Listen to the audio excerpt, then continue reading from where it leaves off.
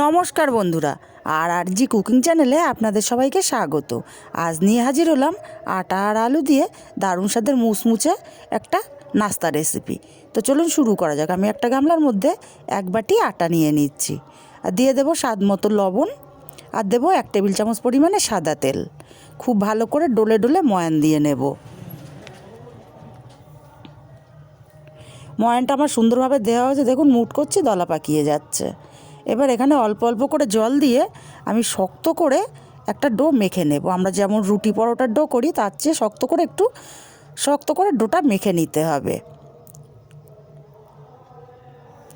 আমি ডোটা রেডি করে নিয়েছি, আর ঠিক এরকম একটা ডো আমার রেডি করে নিতে হবে, ঠিক এরকম শক্ত। এবার এটা আমি ঢাকা দিয়ে রেস্টে রাখবো 10 মিনিটের জন্য। ততক্ষণে পুরটা রেডি করে নেব। গ্যাসে কড়াই বসিয়ে 1 টেবিল চামচ তেল দিয়ে দিচ্ছি 1/2 চামচ জিরে, আর দিয়ে দেবো 1 মুঠো পেঁয়াজ। পেঁয়াজটা আমি খুব লাল করব না, হালকা নরম হওয়া পর্যন্ত ভেজে নেব। পেঁয়াজটা নরম হয়ে গেছে।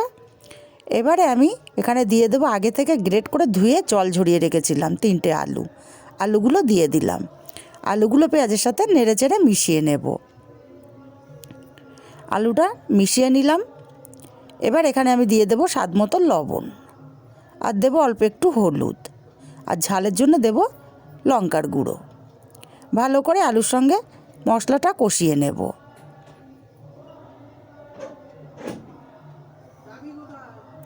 কষিয়ে নিয়েছি আমি। আলুটা যেহেতু গ্রেট করা ছিল তাই কিন্তু সেদ্ধ হতে খুব টাইম লাগবে না। এখানে 1 মুঠো পরিমাণে ধনেপাতা কুচি দিয়ে দিলাম। ধনেপাতা কুচিটা দিয়েও মিশিয়ে নেব আমি। ধনেপাতা কুচিটা দিয়েও মিশিয়ে নিয়েছি। এখন এখানটায় দিয়ে দেব অল্প একটু গরম মশলার গুঁড়ো, আর দেবো 1 চামচ চাট মশলার গুঁড়ো। চাট মশলাটা দেওয়ার কারণে খেতে বেশ চটপটা লাগবে। ভালো করে নেড়েচেড়ে মিশিয়ে আমি এটা গ্যাসটা অফ করে ঠান্ডা হতে দেবো। পুরটা ঠান্ডা হতে থাক। এদিকে আমার 10 মিনিট হয়ে গেছে, আর ডোটাও কিন্তু পারফেক্টভাবে রেডি হয়ে গেছে। একটু মেখে নিলাম। এবার এখান থেকে আমি 4টে লেচি তৈরি করে নেব।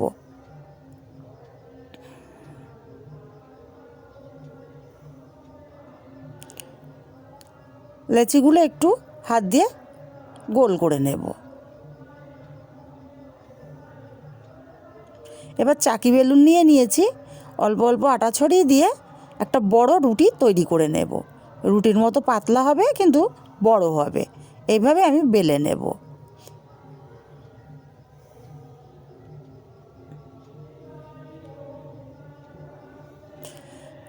এবার বড় রুটি তৈরি করে অল্প একটু তেল আমি ব্রাশ করে নিচ্ছি।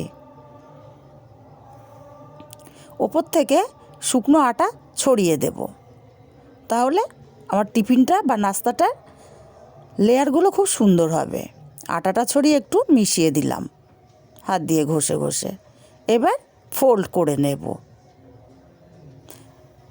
প্রথমে এক পাশ থেকে ফোল্ড করে একটু চেপে দিতে হবে, আবার আরেক পাশ থেকে ফোল্ড করে নিলাম। চেপে চেপে লাগিয়ে দেব। দিয়ে ওপর থেকে আমি আবারও তেল ব্রাশ করে নেব।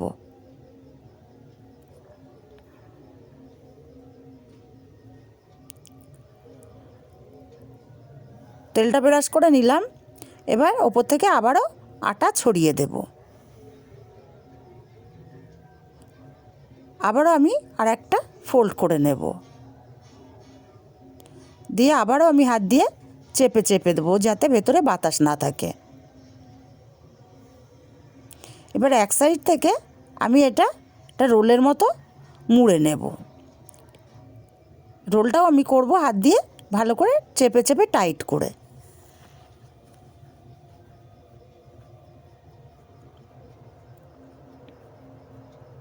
রোলটা করে নিয়েছি, আর এইভাবে হাত দিয়ে একটু চেপে চেপে নিতে হবে। সুন্দর রোল আমার রেডি হয়ে গেছে।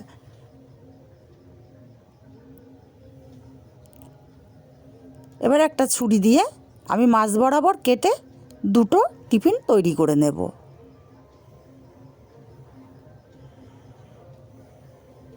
হাত দিয়ে চেপে চ্যাপটা করে নেব।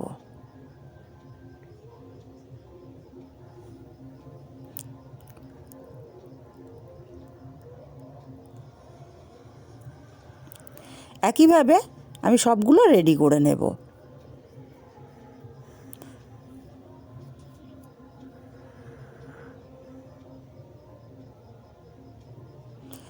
এইভাবে আমি প্রত্যেকটা রেডি করে নিয়েছি। আর দেখুন কত সুন্দর লেয়ার চলে এসছে। এবার এখান থেকে আমি একটা করে নেব আর বেলে নেব। প্রথমে হাত দিয়ে একটু চেপে চেপে বড় করে নিতে হবে।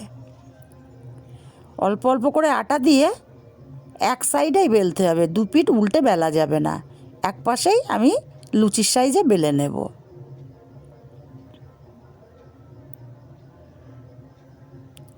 এরকম লুচির সাইজে আমি বেলে নিয়েছি। এবার একটা বাটি নিয়ে নিচ্ছি, বাটির মধ্যে দিয়ে দেব। বাটির মধ্যে দিলে শেপটা বেশ সুন্দর আসবে। আর এদিকে পুরটাও কিন্তু আমার ঠান্ডা হয়ে গেছে। এবার এখান থেকে আমি চামচের সাহায্যে পুর দিয়ে দেব। আর পুরটা একটু বেশি দিতে হবে, পুরটা বেশি দিলে খেতে বেশ ভালো লাগে। দেখেই বুঝতে পারছেন আমি কতটা পরিমাণে পুর দিলাম। এইবার সব মুখগুলো এক জায়গায় করে আমি মুখটা সিল করে নেব বা আটকে নেব।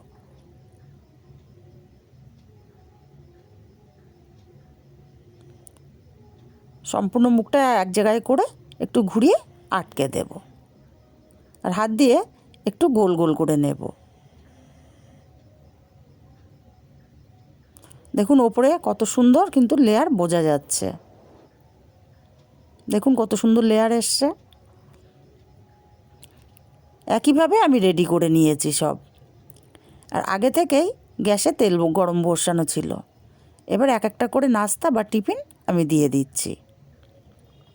আমি সবগুলো একেবারে দেব না, দু ব্যাচে আমি ভেজে নেব।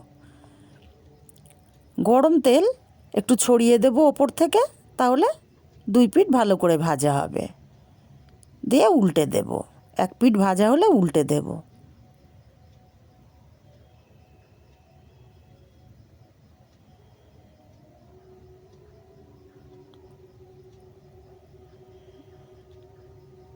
উল্টে পাল্টে গোল্ডেন কালার করে আমি ভেজে নিয়েছি। কত সুন্দর কালার এসছে দেখুন, আটা দিয়ে তৈরি করা, কেউ বলে বোঝাতে পারবে না। এবার তেল ঝরিয়ে তুলে নেব। আর এটা যেহেতু আটা দিয়ে করা, তাই কিন্তু বেশি তেল থাকবে না। তেল ঝরিয়ে প্রত্যেকটা আমি টিফিন তুলে নিলাম। আর তৈরি হয়ে গেল আমার আটা আর আলু দিয়ে দারুণ মুচমুচে খাস্তা একটা টিফিন রেসিপি। যদি আমার রেসিপিগুলো ভালো লাগে অবশ্যই চ্যানেলটি সাবস্ক্রাইব করে পাশে থাকবেন।